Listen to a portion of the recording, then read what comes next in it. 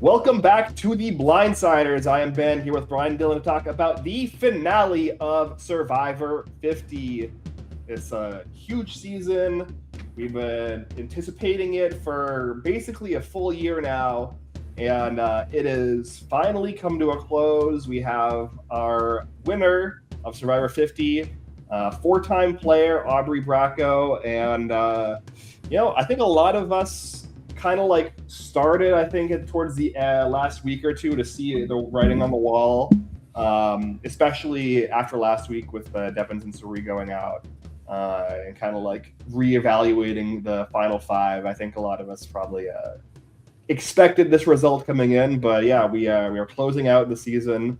We have a lot to talk about here with the finale episode, the season as a whole. Aubrey as a winner, the rest of the cast. So where do we want to start, gentlemen? Where do we want to start?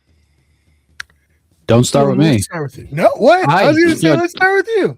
I think that you're going to have a much more positive outlook on what occurred last night, and I think that I am very much going to bring the mood down a lot. So I want you to do. I want you. That's to usually my enjoy job. this So moment. You're an Aubrey. You're a big Aubrey fan. You know you had a good night last night. I want to. Yeah, let's take it from there. I was a huge Aubrey fan in Go Wrong. I rooted for her in Game Changers. I was gutted when she got completely dunked on Edge of Extinction. And the beginning of the season, I really was like, shit, it's gonna go bad again. This is embarrassing to be an Aubrey fan at this point. And I want to say I wasn't one of those annoying Aubrey fans who was like, she should have beat Michelle. It was more just like I liked Aubrey more. I wish she had won, but Michelle played a good game. She deserved to win. So having Aubrey come back and win in a way that now she's on the opposite end of, did they deserve to win conversations is very interesting. Who knew that stuff would work out? But I think when we get some distance from 50, it will be a good closing the book of that pre-40 era. We got a lot of callbacks. We got Suri playing amazing and then being, a fallen angel in sixth place. We got Ozzy and Coach's beef carrying over from 23. We got Ozzy getting blindsided again with an idol. We had the last appearance, most likely, of Colby, Coach, Ozzy, Stephanie. And then we got the end to Aubrey's Survivor story. And I do think Aubrey now especially is a legend of Survivor. She is an important part of the history of Survivor, and her win caps off this story of the first 50 seasons. And now we can go into 51 with a lot of the storylines tied up from that era and kind of, start anew. Although Jeff in the promo said that there's going to be potentially every twist that ever happened in the history of Survivor, which I don't think is good. And I think they should, just trust in the people they cast to deliver a good season. But hey, I'll complain about 51. I'm sure a lot while 51's airing. But right now, I want to say I liked season 50. I thought it was a good ending. And yeah, they could have done a better job with Aubrey's edit to give it to us a little bit more. But I think they built some stuff in this season. This whole season's theme was learning from your past mistakes. Charlie set it up in the pre-merge for Rizzo of like, he didn't have time to watch his previous season. So how is he ever going to be able to fix his mistakes? Aubrey fixed her mistakes in terms of like, she got the win. I don't know if she specifically corrected what she did wrong and Go Wrong, but she found a way to win. I was very happy with it. That's my spiel. Dylan, you can now have the floor and take down season 50 as much as you'd like. Ben, do you have anything you want to add before we get into that? No, I actually don't disagree too much with what Brian said. I've been notably very down on Aubrey, especially coming into the season. She was like in my bottom three people that I was like the least interested in seeing come back because we've just seen her so much. Like the stat of like she's returned in every possible returning player season that she's eligible for. She is tied with Boston Rob for the fastest player to return for a fourth time. It's just like it seemed very a lot for us to get so much Aubrey in the last, decade or so. But I've also, been hard on her both as a player and primarily the like storytelling that the show has done around her for like the first 7 or 8 episodes is not really like giving her any like rootable kind of credit. But I do think that the idea of everybody like this being more a story of how everyone else lost because they couldn't correct their past mistakes, whereas like Aubrey made like a concerted effort to change the way she played. Like I think that's like an interesting story, and I think that the like narrative of Aubrey like kind of being on the opposite side of the like Michelle argument now is really kind of very fun. Even if it hopefully like we saw a lot, especially in this finale, of Aubrey be like, oh, I struggled with the internet's reaction to both myself as a player and Ko-Rong as a season. And I hope that Aubrey can like close the internet because I feel like I've been harsh, but there was like considerably harder people than me that are saying way like more personally mean things. So I don't know. I think it's there's an interesting kind of way that we can talk about the season, and I agree. Talking about Rizzo, I think like Rizzo losing at Fire again, Joe becoming like the final tribal council goat again, like Jonathan potentially making similar mistakes, even though he did change his game a little bit. Suri kind of falling into the same pattern that she does, where she like can't make it through that end game because she her threat level is too high. Ozzy being blindsided with the idol again. Devon's being too much of a big character, so he again can't control his threat level. Like there's like every other player on the season to a degree made very similar mistakes to the mistakes they made last time, at least the ones that made it deepish into the game. And so I think that that's kind of ultimately going to be the story of the season. But yeah, for me, the finale episode itself, not particularly fun or compelling or interesting, but I think like it did kind of tie as well a narrative bow as it could onto this season. So I don't know. We'll see. What are your thoughts, Dylan? Yeah, last night sucked. It was a bad day, bad night to be a Survivor fan. I've been really off my game all day today. I'm not happy. I am ultimately sad Survivor 50 is ending because obviously this has been such a fun time, fun couple months for us. We've talked about it before. Fun time for me with my brother, my wife, my family watching Survivor. That's been really great. I went to a watch party that was a lot of fun. We've our channel or the show has gotten better. We have shout out Brian Wong, shout out Scott, shout out Lauren, shout out Daryl, shout out Brent, everybody that had been contributing to the podcast, watching, commenting, giving feedback. Like Brian Wong every week gave me like a written text that was like feedback about our show and like things that he agreed with, things that he liked. He always asked why Ben never wanted to shout him out. It was like all very funny. Like, so we've had a lot of fun these past few months, and I'm definitely nothing's going to take away from that. And I think all that was just really great. And I think a lot of that blinded me to what was happening in this show. And I think you guys, being the season vets that you are, probably caught on to it a little bit earlier. And I also think you're kind of numb to Survivor just being absolute dog shit. And I think I have been awoken to what has occurred.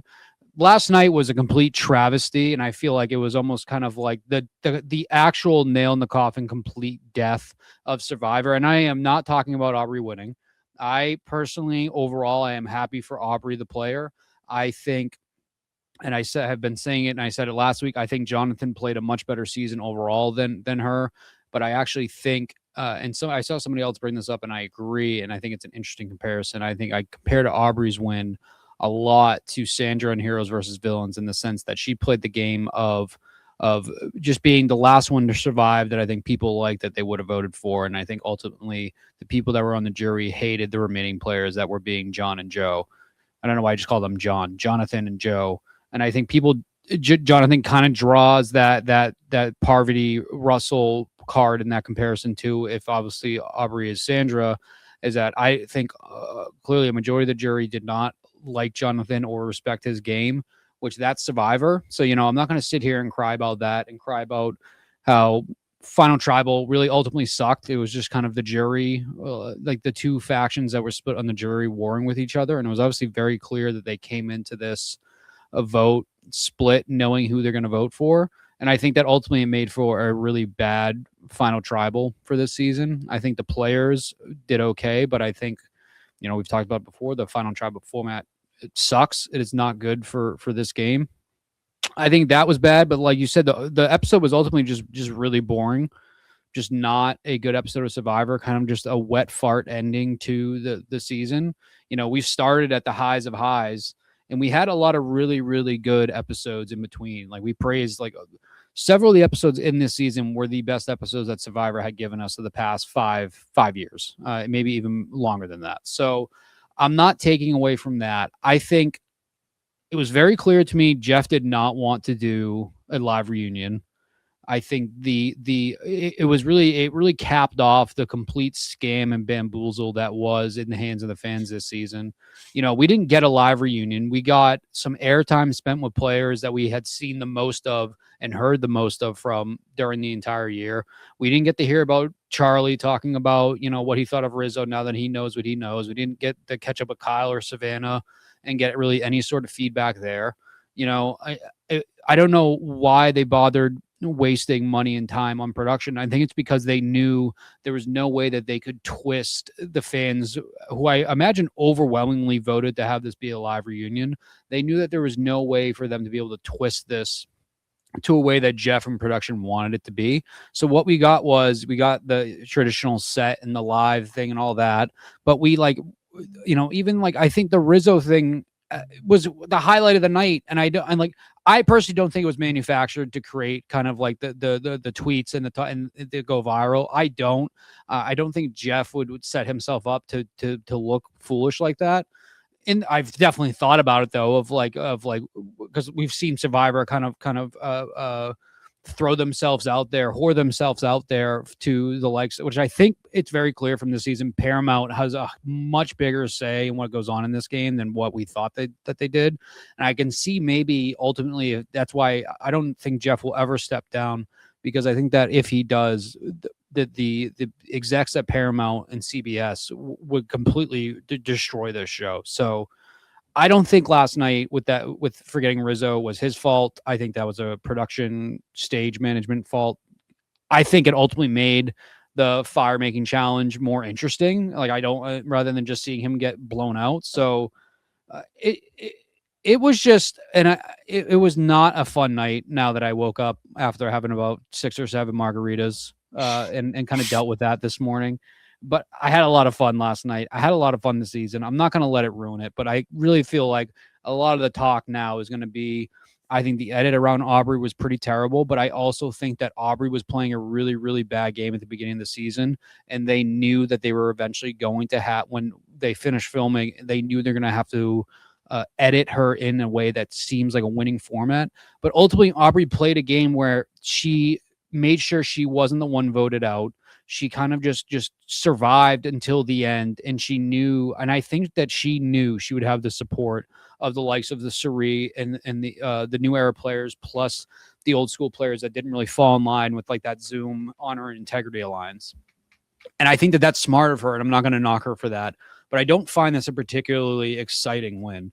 And so I think when you say, Brian, that she has kind of put herself in, I know this isn't verbatim like the all-time greats, but she's up there in like Survivor history and legacy. And I agree with that, but I don't think it is as sexy as you're making it sound. I feel like, she got that win, but it doesn't feel ultimately, I'm very big on every winner deserved it because they did what they needed to do to get the jury to vote for them. But even you can say Gabler didn't deserve it. I think Gabler deserved it. I think Aubrey deserves it this season. I just think what we got as a viewer was really horrible, but then ultimately maybe that was all that they had to work with. So I think it's sad. And I think the reason I'm more sad is we saw the preview for 50 and I feel like that they are now, they gave us an inch and now they're going to take 10 feet back with this season. And that I ultimately really not that excited for 51, but I think there's, like I said, there's more to dissect about the game and the season as a whole in this episode. And so I definitely want to talk about that and I want to keep ranting so you guys can talk too, but that's pretty much where I'm at. And it's kind of a really shitty feeling to say. And I know we were texting earlier today and Ben, you said, obviously, it took me just 5 years to get onto what you guys have kind of suffered through now going on 20 years or, 15, 10 years, whatever long it's been since Survivor has really kind of like fell apart for you guys. And it's a very sinking feeling that the show that you love the most in the world really is just, they're no longer, I don't think they really care about the viewers like us, of the people that are normal, massive fans of the show. They're not the kind of ridiculous over the top super fans, and they're not the casual viewers that they so desperately want right now. I feel like the actual like real fan of Survivor is kind of being just completely lost to what they're trying to capture now. And I think that's a very sad and isolating feeling because ultimately their ratings have been, thank you, Brent, their ratings have been very, very good these past couple of years. And I think that they have no interest in tweaking anything to go back to what it was before. And I think they're just going to keep the status quo. And I think that that's bad for like the actual gameplay of Survivor overall. But I am looking forward to us three talking though, and getting kind of like your thoughts on what I said and thoughts of like what went on last night. But yeah, that's unfortunately where I'm at. But like I said, I don't want it to take away from the season. We had a lot of fun this year. Our podcast did really good with a lot of this, and I do want to carry that momentum forward. But I am sad for what 50 started as, what 50 could have been, and what we ultimately ended up getting. Yeah, I mean, I hate the ratings argument. I think that like TV ratings, especially nowadays, are completely worthless. It's so much of TV ratings are built upon just like the inherent variance of counter programming or like the year-to-year like fluctuations in TV viewership patterns. And like this has even been the case pretty in the long-standing, famously in Big Brother, but Survivor as well, but Big Brother in particular. A lot of the worst seasons have gotten the best ratings, and vice versa. Big Brother 10 in particular is widely considered to be one of the best seasons of Big Brother, and it has some of the worst ratings in the history of the franchise compared to like the seasons around it. So like it just like ratings, like tying ratings to the quality of the product is just like it's demonstrably not correct. But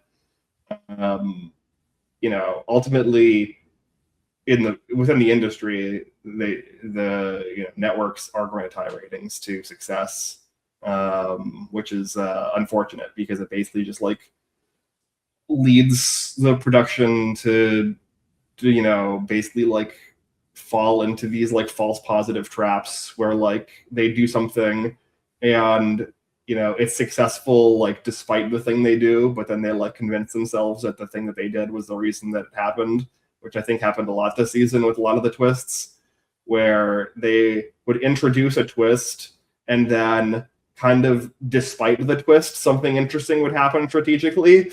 And then the show would be like, look at how great the twists are doing. They're creating these great TV moments for the season. It's like, no, it's just that the cast is really good and they're all playing really hard. And if there were 0 twists, the cast would still be really good and they'd still be playing really hard and we'd still be getting really compelling strategy and really compelling gameplay because it's an all-star cast. Like you really just didn't need all of these twists, and the twists have kind of like suppressed a lot of the parts of the season that were actually really good, in my opinion. Idols is the biggest one for me. I think the biggest flop by far was the Billie Eilish Boomerang Idol, which I'm a proud owner of the replica of.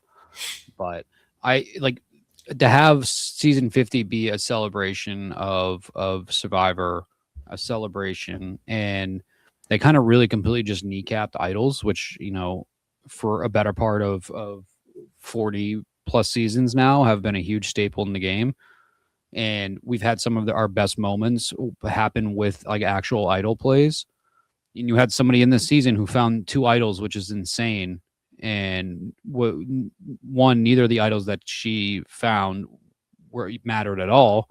And then 2, the person that found them was exited early out of the game. And so I think the lack of like any sort of intriguing idol play, and like I don't think you need idols to make Survivor fun and exciting, but I think it's been such a huge staple to the game. They could have done something totally different, but they apparently wanted the 10 Survivor viewers to go from watching Survivor to watching the Billie Eilish movie, and those other 10 people coming from the Billie Eilish fandom to come watch Survivor. It was stuff like that, because I agree, Ben. A lot of these episodes where we had really dumb twists ultimately ended up turning into very, very good episodes, but it all came down to the cast, not the twist. The only one I'll give credit to the twist was I thought, obviously the Mr. Beast one was fun. That was more of a gimmick rather than necessarily a twist of the game. Obviously, it was like very crazy that somebody could have just went home from a flip of a coin. But I think the what was the one that Jonathan got at the end? What was it called? The Power Broker. The Power Broker. I do think that one was interesting. That's one I maybe wouldn't mind seeing again if I can find a way to make it interesting. But I thought that was a twist that added an interesting element to it. But ultimately, yeah, we said it so many times. We've been saying it all of the new era. The twists are ridiculous, and then very unfortunately now next season they're embracing all the twists and all the really dumb. Like if I see an hourglass next season, I'm going to lose my mind. Yeah, I definitely get what you're saying. I think for me, what's helped me, and obviously this is like from watching the show since I was 8 years old, consistently through, and being able to kind of be like, okay, that show that I fell in love with as a kid is not the same show that I'm watching now, even though it has the same host, the same aesthetic, buffs, sometimes the same characters in all-star seasons. It's a very inherently different game. They used to really, really trust in the cast to make the moments, and they did time and time again. So many compelling human moments from, Rich and Sue having an argument about the office culture leader style versus the Bush style things, like, Alicia wagging a finger in Kimmy's face all the way, to today. I think that if Survivor ever wants to get back to where it was, it just has to trust that the cast people who are going to deliver interesting television, Yeah. I'm not going to judge a book by its cover, 51, but it feels like that we're going back to kind of that typical, theater super fan geek nerd like trope, which is like, I think it's important to have that side, to have that player, along with it's important to have like the Joes and the Tiffany's and that side of Survivor too. But it feels like we're kind of going back to those very bland paint by numbers casting that we had early on in the new era, and that is very much uninteresting to me. I think the more interesting players we have gotten from the new era, everyone at this point is a super fan. Like everyone who loves Survivor and has been trying to play it for 20 plus years, like everybody is a super fan. But I think now, like Camilla's a super fan. Was Camilla's whole bit when she was on her season that she was a super fan and when she was playing that way? No, she was so hell-bent on being this little sneaky snake, and like it made her awesome. But I feel like, once again, judging a book by its cover, that's all I can do right now. I feels like a lot of the preview we got for season 51 seemed like, and it's really tough coming off a returning player season, seemed like we're kind of getting that same, everybody who's cast is the exact same type of player ordeal, which we dealt with so much early on in the early 40s. I feel like casting got a little bit better around like 45 for that season. Obviously, it gave us one of the best winners of the new era. But I am not at all excited for 51 purely because of that whole like the open era, whatever the hell that means, of them. They're taking it. Everything is cat's out the bag, and apparently, yeah, they're going to be doing 2 tribes again. I would be shocked if that lasts longer than like 3 episodes. So it's tough for me to get excited about 50, but we can talk our 51. We can talk about 51, at the end of the summer when it's time to start discussing that season. Yeah, I will say like the one thing about the description of 51 and the like coming era or whatever that at the very least makes me somewhat cautiously optimistic is the idea that like they might be moving away from repetitive kind of formulaic vibe that the new era kind of fell into, where 9 seasons in a row in the 40s we got 3 tribes of 6, usually no swap, or if they did a swap it was like a very like kind of weird like 2 players swapped kind of situation, or like a dissolve kind of situation, but mostly no swaps. Beware advantages, the same kind of like thing where like at the end of the season they would send them to a new beach to the point where it became like a meme where they predicted they were going to come to a new beach, so they all brought their stuff to the tribal council so that they would be able to go from tribal council to the new beach. You'd have the like final 5. You'd get everyone runs into the woods and looks for an advantage for the final 5 challenge. So like one of the great things I think about 50 was it was like, even though they still did 3 tribes and there were still like a lot of silly twists, it broke that kind of formulaic boundary that we had kind of gone into a rut of for 9 seasons straight, where every single season kind of felt indistinguishable from the last.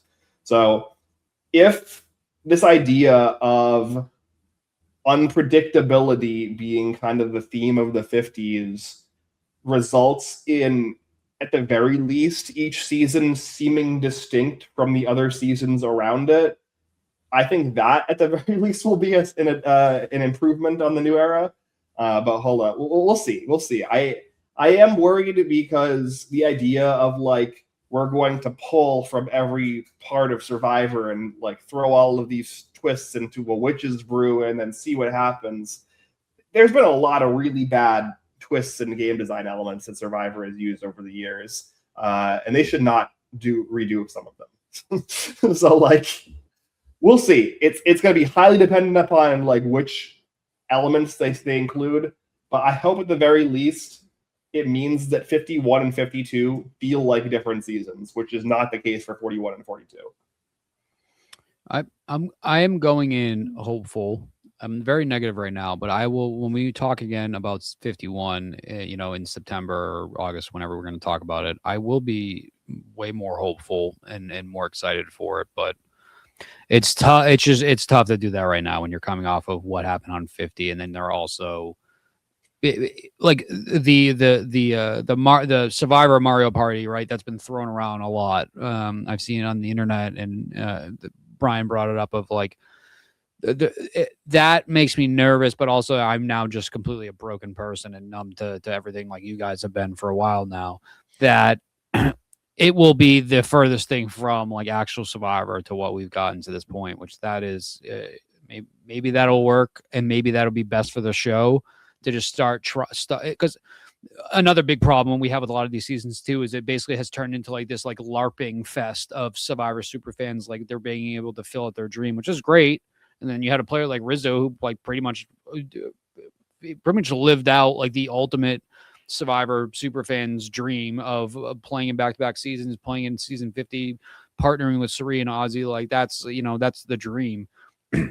But like early 40s, it all felt like it was like faux Survivor, like a LARPing ordeal. So like if they can take this, and now it's just gonna be Survivor by name, they kind of turn it into this real fun, just like wacky show, I will probably hate it in terms of viewing it from a lens of a Survivor fan. But I guess from somebody who does kind of want more of like the messier side of reality TV now, if that can bring us that, then great. Because obviously like we've seen shows like Traders where the gameplay, the actual like challenges and gameplay matter much less to what is like going on socially.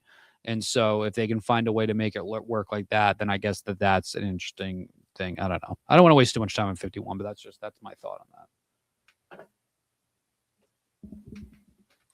that. Have a few more margaritas between now and 51. You'll be fun. Very funny. Very true. Yeah. Yeah, Ben, you go. Sorry. No, Brian, I want to know your thoughts, I guess, like on I guess like how you kind of view like the way that the end game like here plays out, especially like Aubrey versus Jonathan. Because like I have my own kind of like view on why we ended up here and like how it kind of like, you know, how it I don't know how to say this, like how it represents the modern way to play Survivor, or maybe like Survivor as a whole, but like, I kind of want to hear your thoughts. Yeah, so that's funny. I was talking to my dad. Obviously, he was an old school fan, like, you know, grew up, watched Survivor with me. Didn't watch Survivor probably from Heroes versus Villains to season 50. So there was a lot of me giving him background on all the changes and stuff this season. And one of the things that I, you know, was talking to him about was like trying to explain what Jeff was implying with the vote for the final four, whether it was going to be fire making or vote. And I was like talking to him like, well, people felt like that a final two was tough because the biggest threat would go out at 3. So then they added a final 3, and then the biggest threat would go out on 4. So they added fire making. Now the biggest threat often just goes at the middle of the merge because you don't want to let them get to fire making. And I feel like because Survivor didn't trust in its original format and they tried to iterate on it, they ended up trying to do, and you know, you're right, Code Ben. I'm sure this kind of makes sense. Hopefully I don't, but I'm trying to go there. They put so many tweaks to fix like problems in this moment that it caused a cascading effect of like, this is now what Survivor is, and we're never gonna have someone run the game from wire to wire again. Even Suri, as great as she is, she controlled a lot of this game and she came in 6th place. That's just Survivor now. Like, we talked about it a lot, ironically, on 42, where every time someone emerged as the biggest threat, they immediately got their head lopped off, and then Marianne ended up winning. And I feel like that's just what you have to expect from Survivor now. And we're just going to have to judge the show based on that, because the show put itself into this corner and refused to admit that they put themselves into the corner. You know what I mean? Yeah, I mean, even before the new era, I think Edge of Extinction is another example of a season that is very much like this. And it also ends up in a very weird end game where you have a guy who was in the game for like 4 hours winning the season because he happened to like come in right at the end of the game and sit at the end against 2 people the jury didn't respect. And like, you know, I think like, you know, Aubrey does invoke Chris Underwood's name in her final speech. And I think there is like elements of that in what Aubrey does here, right? Where like, obviously Aubrey's in the game for the entire time, but like, she doesn't go to a tribal council for the first like 7 episodes. Like, so in a certain way, there is like kind of an element of that. And then also, yeah, you know, obviously comparison to Michelle, who also does not go to any pre-merge tribal councils and go wrong. Where like having a cushion like that allows you to not have to start thinking about playing the game really until like halfway through the game. And when the game is kind of iterating in this way where things are happening on like a 1 to 2 round basis at most, and there are long-term alliances, obviously, like you have like the Rick Christian Emily alliance, you have like the Serena Ozzy alliance, like there are like alliances, obviously, like the reference Zoom alliance or whatever you'd like to call it, the honor and integrity alliance, like that. There are alliances and kind of like these voting blocks, what have you, but like as far as the the vote to vote decisions, it felt very, we're going to take out the person that we think is like the most threatening to our game right now. And yeah, with that in mind, it does very much open the door to a win like this happening more often than not, where you have, I would say, this trio of players in Joe, Jonathan, and Rizzo who kind of coalesce in the mid to late merge as a trio. And none of them are particularly well liked or respected by the rest of this post-merge cast.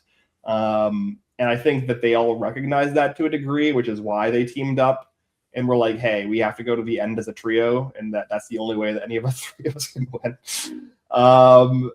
And that kind of puts those players with agency into like a really narrow path where they cannot make a single mistake or like drop a single ball. Otherwise, a player who is not exercising agency but is, you know, more well liked or well respected socially, partially because they're not having to make a lot of these hard decisions, is able to kind of like, you know, snatch the win from him at the last second, which is kind of what happens here with Aubrey. And I think that's like a really kind of interesting dynamic. And I think that it also can create frustrating outcomes from a viewer perspective, because we are seeing Jonathan, Rizzo, Joe, with like Jonathan kind of being like the main focus, but Rizzo to a secondary degree has gotten a lot of, you know, focus as a strategic element in the season, kind of maneuvering a lot of this end game after Suri kind of loses some power. And to us as the viewer, we're like, well, they're the ones exercising agency. They should be rewarded. One of the three of them should be rewarded with the win. Whereas Aubrey has kind of just like been incidentally on the back foot, not really had any major agency, was at best a fourth in a 3-person alliance. And like the times where like she's purporting to have exercised agency was just instances where people decided to vote other people out instead of her because they were perceived as bigger threats, which obviously threat management is a skill. So that's like, I think, a less satisfying narrative for an eventual winner on average. And I think that's kind of what we're ending up with here. But I do think this trio did make an unforced error at the final 6. I talked about last week. I think voting out Suri over Aubrey was just objectively a mistake. There's pretty much no reason that I could be convinced of to not take Suri to the final 4. You're out as a trio is to get to the end as a trio. None of you can win if you don't get to the end as a trio. The best way to accomplish that is to bring the worst challenge performer to the final 4 with you. That person was Suri. Obviously, Suri wins, 1 million to 0 if she's in a jury vote, but like that doesn't matter, right? Like whether Suri gets the entire world to all vote for her and like blows you out 5 quadrillion to nothing versus Aubrey beating you 8-3, you're losing either way. It doesn't matter. So like you just needed to bring Suri to the final 4, and they didn't do that. They made a mistake, and they opened a path for Aubrey, and she did enough to fulfill that path. Yeah, I think once again, I defended voting out Suri because obviously there's just the danger of, one, if there is no fire and you get there and she's in a situation where it's Joe, Rizzo, Suri, and Jonathan, where obviously I can see how that can be disastrous for them. But I don't know how strongly they thought Rizzo and Suri were playing at that point. So maybe like that was a miscalculation by them. I do think, yeah, I mean, but I do agree overall, clearly seeing how it played out, that voting Aubrey out at that tribal and or Tiffany. I know you couldn't vote out Tiffany, right? Tiffany had immunity. So voting out Aubrey there was probably the safer move to then have Suri more likely than not, which, by the way, I did not vote for fire. Like, did a lot of people vote for fire and I just completely missed that? And I thought that Go ahead. Again, it's push polls, right? All of the polls were the thing that the production wanted was, do you want the exciting, fire that gives players a chance to fight for their life, or do you want a boring vote where players just get randomly put aside because they didn't, get to save themselves with fire? It's like, do you want the good thing that means you're a cool, awesome person, or are you a fucking loser, right? Like, that's literally every single, other than like the colors for the tribes, like every single, question that was asked in those polls was worded that way, so that like it was heavily pushing the, kind of very, I don't want to be insulting to the viewing audience, but push polls work for a reason, right? People are very easy to manipulate by just like wording things differently. And the vast majority of people aren't thinking that like, oh, I'm being manipulated by the wording of this question. So that's just how it is. It's they know what they were doing. They manipulated the polls not through making up numbers, but through wording the polls in a way where everyone is going to vote for the thing they wanted by them writing it so that sounded like the more interesting option.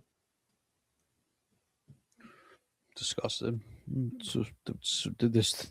This democracy that we've been told is a lie.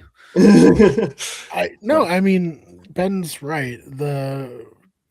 And we said it when it happened. We were like, the wording of these are pretty bad. And the fact that fire got 60%, and maybe we're out of touch and we don't understand. Sure, that's possible. But 60% was pretty definitive. So I think it did have more to do with the wording of it. Brent asks, what would have happened if they voted out Aubrey instead of Tiff? I assume at the final 5, Tiff wins, I think. I mean, I don't know how good Tiff is at Submotion. Right. Submotion's kind of a random challenge that has like a very specific like skill set. And apparently Aubrey did a lot of practicing on Submotion in the preseason. Yeah, I need to get my own home one because that'd be fun to play. 100% the right move by her, obviously. Yeah. I did not want to hear that. Did not want to hear Aubrey buying Submotion, voting for Submotion, and guarantee. Like, is it the 100% right thing for her to do? Yes. Did I want to hear that from her shortly after hearing that or her winning? No, I didn't. I mean, that's again the consequence of they all knew what the final count or the final immunity count was going to be, because like again they put Submotion there. And like, I'm sick of Submotion. I think we've seen it way too many times, especially in the new era. I thought that the season was 36 or 46. I mean, the 46, which was like a version of Submotion, but with the puzzle aspect, was much more visually interesting. But like, when I saw those 3 options, I was like, damn, they're gonna do Submotion again. Submotion's gonna win. And so like, yeah, they had basically told all of the players before the season what the final mini challenge was going to be. So yeah, everyone should have practiced Submotion. By the way, I did look it up. You can get it on Etsy. It's it's all 3D printed. Doesn't look like the Submotion, obviously, with the cage and the metal, but it looks like it almost looks like a. Yeah, like a water slide almost of like just thick 3D printed material, which I guess I just described what Submotion looks like, which everybody here knows what Submotion looks like. Yeah. I've played versions of Submotion in like live games and stuff like that, but like really? It's smaller versions, like tabletop versions, with like tinier balls, but like it's more so like the vibe of it is like you just have to never lose focus and like be very good at like staggering the balls and like the timing of it all. It's very easy to learn. Once again, none of this is Aubrey's fault, so none of my anger is directed at Aubrey. She 100% the right thing to do, just not what I wanted to hear in the moment after she wins what is ultimately a massive final challenge. Like kind of massive for the landscape of where the game's going to go after that. Not what I wanted to hear of her being like, yeah, I voted for it and then I practiced it. Like, yeah, self-explanatory. I'm totally fine that happened. That's the right thing you should do. I just not the thing I want to hear after your first big win. But it's good for Aubrey. bad for Jonathan, Joe, and Rizzo in that point. For no shock though, Rizzo was seemingly no chance. So did Jonathan go out first though, right? I think Jonathan went out first. Yeah. Yeah. Yeah, and so something Brent and I also talked about that I brought up here. Do you think that the fact that Aubrey was an old school player helped her get this win in the sense that they didn't want new school, or do you think Jonathan's being like associated with the old school players kind of made that moot? I think the second part. I think that I would like to see a world where Rizzo is there instead of Aubrey, and it's Rizzo, Jonathan, Joe, because I think that Rizzo might have had a better chance than we thought, because I think it came down to the two factions warring between the Zoom Alliance, which every returning player season has pre-gaming. It's been confirmed by multiple people that have been on returning player seasons. So I don't necessarily know why the other side would call that out and be so upset. It kind of seems like Steph and Chrissy were being pretty unbearable with it. I imagine maybe back at Ponderosa, and then they clearly were in Final Tribal. So I think ultimately it came down to there was two different factions at the end here. And I think that it was going to be whoever was not on the Jonathan side was going to win, whoever was there. Yeah. I mean, I think like a little column A, a little column B, but like primarily, yeah, it did come down to just like the anti-Jonathan more so than like I think we all were leaning towards, if it was the three guys in the final three before this episode, that we all thought that Jonathan would win somewhere around like 6-5 or 7-4 against Rizzo. After this episode, I feel pretty confident that Rizzo would have won that final three, just based off of the jury's reaction to Jonathan. Like, I think that like I think Rizzo has more of like a lovable annoyance to him that like people would be more willing to overlook compared to Jonathan, who I think that a lot of the jury just like flatly did not like. So I think even maybe Joe is able to catch a vote or two in that kind of a final three, which is what really I thought too. Yeah. So yeah. I also think too, it really comes down to like, I can't blame the whole like Zoom Alliance thing and Chrissy and Steph kind of just being really obvious about it at Final Tribal. Jonathan still very early on, when we got to start having merge boots, that he was not managing them well. Like, I think he came off, whether it was intentional or not, he kind of came off as a dick with Christian. You know, he had the whole blow up with D, which I can't tell if Christian's reaction to finding out that Jonathan planned that all or not was genuine, or he was kind of mocking him when he's like, oh, so you planned for that D blow up? And Christian, because you know how Christian gets all wide eyed and very into it. I think that's just kind of how he talks to people. Seemed very surprised and maybe impressed by it if he wasn't mocking him.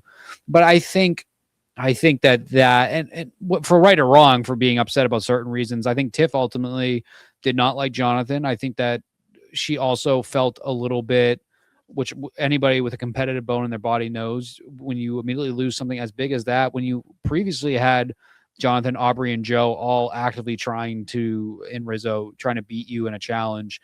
I think Tiff's reaction to Jonathan was fine. But I think ultimately she didn't like Jonathan either and didn't really respect the game that he was playing. And that comes down to being Jonathan's fault. Whether it is, you know, if it has anything with everything else today, either has to do with race politics or something else along those lines. Like, clearly, I think that affects players in these games too. But that is a snapshot of what our society is right now too. So I'm not even necessarily upset about that, because this is a social game and that's how these things work. But I think a lot of it just came down to that. And I agree. I think that if it's a Jonathan, Joe, Rizzo final, I think that Rizzo had a much better chance than I thought. I think Suri probably would have talked to Ozzy in the red. Like, Suri was clearly driving that other side, which Suri knows this game better than anybody else. And I think that if they wanted to keep that legacy player winning, like Aubrey, ultimately I'm fine with it. It's the production did us in more than what occurred on Final Tribal and with the cast and all that. So long-winded answer. I don't think anything changes if Aubrey or Tiff are there, and I don't think anything. And I think the only thing that changes if it's and like Rizzo kind of fills that same side for that faction. And unfortunately, just Joe was the odd man out, which everybody kind of knew. Yeah, I mean, I think that the final council didn't matter, right? But like, I think that what ultimately kind of happens in a lot of these cases with these final tribal councils, where there's like kind of a predetermined outcome because everyone kind of knows who they're voting for or supporting coming in, and it's unlikely that people are going to change their minds, is instead of like trying to ascertain information to determine who the best player is, what jurors will do frequently will be to kind of like massage some kind of narrative to soothe their own ability to feel good about voting for the person that they just like or respect more, by like kind of finding reasons as to why they can convince themselves that they played the best game. And like that's pretty, I think, frequent that happens just across the board with jurors. I think that's just like kind of a human nature thing where like people will make up their minds a certain way for emotional reasons and then just try to like retroactively rationalize and justify it. So like that's kind of why I also talked at the time about with the Aussie boot, like where I didn't really think that it super mattered who like actually had credit for the Aussie boot, because we saw it kind of play out in this final trial council. What ended up happening was Tiffany, who was like kind of the main voice of the pro Aubrey contingency in the jury, basically just like manufactured Aubrey being the person who drove that vote by like kind of manipulating Joe a little bit into like agreeing with her narrative. And again, that's not like, that wasn't Tiffany trying to be like, I need to find out objectively who controlled the Aussie boot because that will, you know, determine for me who played the best game or be a you know, check mark on their resume. That was Tiffany is supporting Aubrey because she likes Aubrey and wants Aubrey to win for personal and emotional reasons, which are also valid, obviously. Like, it's a social game that plays into it. And so she is going to try to massage the narrative of what happened with that vote to justify to herself and the other jurors that Aubrey played a good enough game to be somebody that they could support as a winner. And that's just that's how jury votes go. That's how they've always gone. And I think like a lot of the, like, you know, the discussion that fans do, like kind of post hoc, is like kind of also playing the same game of justifying like who voted for who for what reason and like who played the best game because of like this, that, or the third, when like ultimately it just comes down to who is the most respected, who is the most liked, and a lot of the justification kind of falls from there. The best player does not always win Survivor, but there's a difference between the right player winning Survivor and the best player winning Survivor each season. Obviously, like more often than not, the best player of each season goes out, you know, 6-5, like it goes out sometimes long before you get to the final 3, final 2. So I that's why I will never knock Aubrey for her win this season. But it's also the frustrating part too, is that I wish we had more to celebrate for, because Aubrey winning should be a big deal. And I think that, you know, a lot of the discussion around Aubrey early on, at least for me, I would need to go back and re-listen to our podcast where we did our draft and when we talked about who was revealed. I was not like super intrigued by Aubrey ultimately. She was kind of like very much fell in like the middle for me, where it was cool to see her there, right? And she was an alternate too, which Aubrey was Amanda's replacement. That is the speculation. So, you know, that's like I was very indifferent on Aubrey, and I think that's saying best coming into the season. So And I was very negative on Suri, and like what we got with Suri. Suri was the the MVP of the season, along with her and Devins, who I was not very high on either. So some pleasant surprises there, but I think it's just, I don't know. I go back to the Aussie thing. The season gameplay wise really kind of completely fell apart when Aussie decided to become Aussie again. I think a lot of it falls apart there because I think that ultimately I always really like a nice dominant win. I think having a final five of Suri, Aussie, Rizzo, Tiffany, I think that makes a really intriguing kind of dilemma of who's Suri going to take there. If Suri can somehow, or like, are they going to have the balls to take out Suri when they get to final challenge and Suri doesn't win?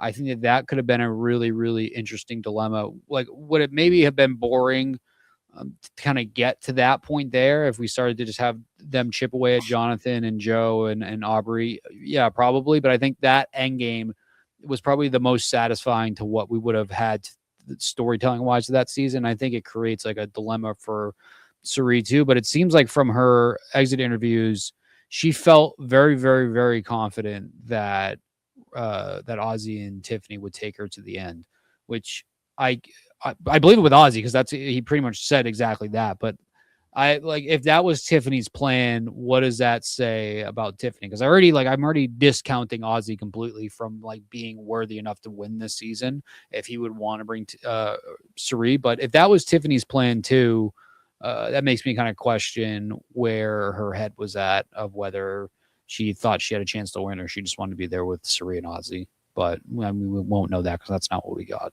But like we kind of what got us onto this conversation though probably was going to be the right move to take out Aubrey there instead of Suri and then bring Suri to final five and see what happens there. Yeah, I think to put a capstone on it, the current era and iteration of Survivor is all about positioning. It's not about big moves. We've left the big move era well in the past. Just don't be too out in front. Make sure you bring people you can beat in challenges when you need to, and don't piss people off. Or if you do, be so charming that it doesn't matter. I think that, that's basically what my opinion on everything right now is. Yeah, I think that don't piss people off for me. I would say like command respect. Right. Yeah. Like I think that to me, like I've always like in the like winning a jury vote discussion, I've always leaned more towards people will vote for who they respect versus who they like. I think Savannah last season was a big example of that. I think a lot of people did not personally like Savannah, but they did respect a lot of what she was doing. They respected her challenge wins. They respected her tenacity. They respected the fact that she fought from the bottom, the fact that she kept on getting targeted and surviving. There was kind of like a begrudging respect almost from a lot of the jurors that season for her. So I think that's kind of like the biggest thing is like you just have to like command more respect than the two people that you're sitting next to. Yeah.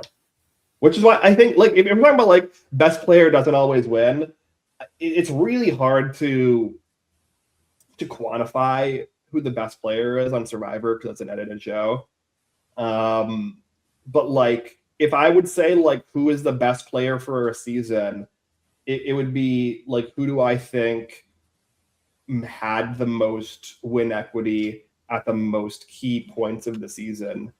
And like if I'm looking at this season, if we're assuming that in this final three of Rizzo, Joe, Jonathan, that Rizzo is the favored to win based off of this final tribal council performance, then I think that Rizzo just had the most win equity in this endgame somehow, and like kind of botched it a little bit, which I think is similar to his story on 49. I think he also made some like very marginal unforced errors in the endgame of 49 that put him into a position where he had less win equity. But like I think in both seasons he's like a coin flip away from winning, which is I do fear crazy. That Rizzo may not have the respect of this particular jury. I agree. I think he does have more respect than Jonathan and Joe, though, which is all you need. Right? Fair. Like again, it's a good point. Yeah. I mean, I wish that Jeff did the thing that he used to do at reunions where he was like, if Rizzo made the finals, who would you have voted for, jury? Mhm. We could at least get somewhat of an idea. Obviously, Well, he would have an fucked it idea up though, that's and he would have heavily- been like, if Rizzo was here instead of Jonathan, who would you have voted for? And then like everyone would have raised their hands for Aubrey. Yeah. Okay. That's fair. That's fair. But yeah, like the more interesting question, obviously, is who wins if Aubrey isn't there and Rizzo is there. Yeah. But yeah, like I don't. Again, and this is why I think Aubrey, like this is like the kind of the Aubrey blueprint, right? This is the new era blueprint, right? Like you just have to be like the third least respected player in the like final 9. Yeah. And not be too much of a threat somehow. Yeah. Yeah. Well, All we'll right, see. well- We'll see what 51 is going to turn into. Whoever has the gobbledygook idol that they Mhm. found, on Exile Island, which is also was presented to them by fucking Conan O'Brien. So I guess we'll see what happens with 51. I didn't even come across that aggressive when I started that. I mean, you're that, right. that could happen. I do love Coco though. So if it is actually Conan O'Brien, I'd be very excited about that. But maybe that's the hypocrite in me, I guess. So we can get Coco on the show instead of Jimmy Fallon. Yeah, we already did Ghost Island. Like we already did a similar theme of like the past of survivors coming back to haunt people. Like whatever. You know what? The preview made it look like that there are going to be 2 tribes, even though we know that there's 21 people. So we'll see what happens there. Yeah. Do we think somebody Also, gets yellow eliminated? versus purple. Great color matchup. I'm going to save it, but I'm going to ask it now. But I'll save it. But Okay. maybe somebody gets eliminated in the opening challenge, and that's Yeah, how I we think there might be some fuckery about like that, which we'll be here to complain about it in September. Yeah, I know you'd mentioned a possible Jonathan and Wanda situation, which is a twist that they have done, obviously. They did it to Jonathan and Wanda. Or they like all live on the beach for the first night, and then the morning of day 2, they do a schoolyard pick, and then whoever doesn't get picked is automatically eliminated. It was horrible then. It will be horrible now. Yep. The only other thing I wanted to call out, giving Aubrey a car after she just won $2 million, pretty ridiculous. Giving Suri that weird award, also a little strange, but then again, and it's not much different than the movie industry handing out Oscars. So I guess Survivor Awards, if they want to do that, that's they can keep doing that. Also, like Amber won the car as much as Aubrey did. If we're gonna say they won the car, so I feel like Amber. Merge their names. I feel like Amber really broke the car curse all the way back on All Stars. If we're, being fair here. Yeah, well, the whole like this is. I mean, it was I guess neat that Jeff like acknowledged the car curse. Because like like it's not. I don't think it's very often that he kind of acknowledges kind of like niche old school fan references like that. But the whole premise of the car curse is like somebody wins the car, and that often like kind of just pisses everyone off and makes them want to vote them out of spite. Yeah, and Amber got a spouse too. She really won, and she did. They're still together now. They have a beautiful family. Like nobody won more than Amber in Survivor history. No. What's her spouse's name? Robbie. Robert? Bob, something like Boston that. Robert, yeah. By the way, where the fuck was everybody tonight? We got some quick glimpses of like Tina and Ethan. We saw that. Like, where's Boston Rob? Where's Parvati? Where's Tony? Where's Sandra? Where are all these people? It didn't ultimately matter because they weren't going to talk to any of them. There is some fun stuff on TikTok with the cast, like them taking the bus over, them all singing and dancing together. We got some like that funny clip of Rizzo and Charlie, doing like a heated rivalry kind of joke thing. So I guess like we're just in that stage now, or we're just gonna see it all on TikTok and Instagram, and they don't have any interest in doing it in the show. It was great. Davey on Davey from David versus Goliath was showing behind the scenes. He showed Rob and Tyson hugging, so Rob was there. But the show didn't acknowledge it. I don't know why you invite your winners if you don't acknowledge them, but It was a What glorified watch party, ultimately. Like, it was not a reunion show, which, as somebody that doesn't care about reunion shows, I was looking forward to seeing what they would do here. And so I am very, very, very disappointed about that. I sent the Ozzy looked like he was Kenny Powers with the goatee when they were at Final Trouble. I thought that was funny. I did think Jeff recovered very, very well and showed he's a real pro when it matters when the mix-up occurred with Rizzo and the Tribal. So shout out Jeff there. I did think that was impressive, because when you've been doing it as long as him, I got a little nervous. Jeff is old, getting up there. Sometimes the brain dwindles away when you get to that age. But I'm glad that it seemed more so that was a production error and not just Jeff starting to lose. It definitely wasn't Jeff who lined up all the jury members on the stage. Very, very funny though. Kind of just like I think it helped the fire making challenge. Honestly, like I said, I don't think it was manufactured purposely, but I think that it kind of helped what would have been a very kind of boring and tough watch to watch Rizzo go through that. Yeah, I mean, it was an interesting thing that happened in an otherwise kind of bland finale. So yeah, right. Yep. And it did go viral, like you said, Dylan. I saw all kinds of accounts. It was on live stream fails. Like, it was everywhere. Yeah. Which actually is a live stream fail. So instead of just petty drama. So again, back to their roots. Yeah. That's it. All right. Well, this has been a really fun season. Dylan, sorry you didn't like the ending of that much. Hopefully by September, it's kind of left you. The bad taste in your mouth has gone away. And, like a toxic ex, you're right back in with Survivor. Mm-hmm. But anything that you guys wanted to add that we haven't talked about yet? Well, we're still doing stuff this summer. We haven't fully fleshed out what we're doing. I am towards the end. I think I have 2 episodes left of Micronesia. Really enjoying it. I think that's also kind of skewed last night too, because I find Micronesia ultimately, I think it's a good season, not a great season, but it's been entertaining, and the Black Widow Brigade and all that has been good. But I think we'll find stuff to talk about this summer. We're not going to wait until September to preview 51. We'll find things to discuss. Maybe hopefully find somebody to interview this summer. Maybe a few people to interview. I think that could be really good. I'm going to try to get Justin from Pizza Justin from 48. I think that's an obtainable former cast member that we could get to start with.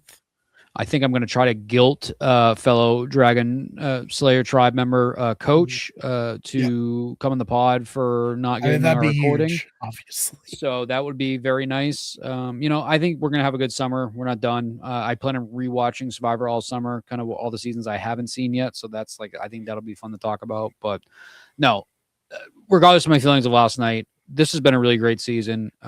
Shout out Brian Wong, Scott, Lauren, Daryl, Brent. It's been a really fun season. I think that this was the highlight of season 50 for me, was everything with the podcast and kind of just how fun actually being together and watching it and discussing all this has been. So that's kind of what I'm leaving 50 with. And I think that, if that was the best takeaway, I think that's pretty good for us. So I want to keep building on the momentum for 51.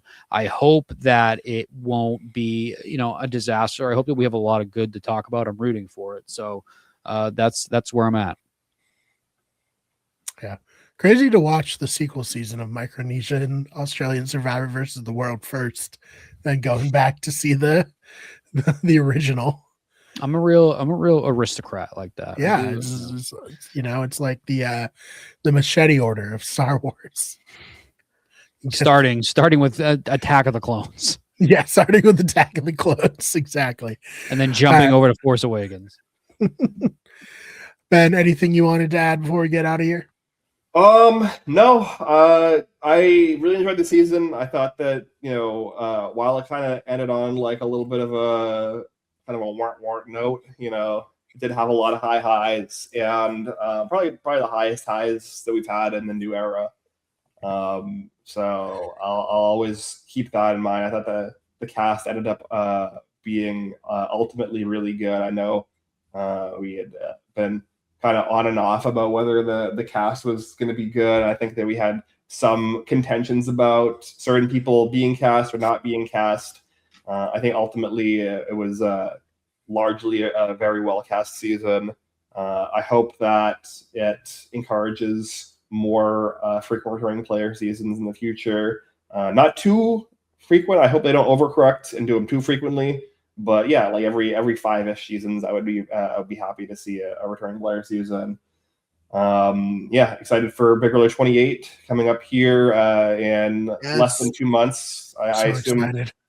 I assume roughly in like a month or so we'll get that cast. So yeah, we're gonna have Brian and I will have a very short month or so off from covering reality TV, and then we'll be back for 90 days of summer or whatever it is, for hopefully a really fun season of Big Brother. The last 2 seasons of Big Brother have been pretty good. So I hope that continues. And yeah, that's all I have to say. Yeah. I'm going to try to watch From in the next month before Big Brother starts. Then when Big Brother is here, I'm going to be so into it. I'm going to be making videos on, is it the GameBots channel? Or maybe it's the Have Not Room channel. We have a lot of channels, but we'll be covering it back to front. GameBots on TikTok. Follow us there. And yeah, I had so much fun this season. Like, you guys are the best co-hosts a guy could ask for, and I am so excited to continue this momentum into the summer with more Blindsiders episodes, more Wicked Good Show episodes, and more Have Not Room episodes, and hopefully some game streams. We say it a lot, but we gotta actually do some gaming streams. So count on that.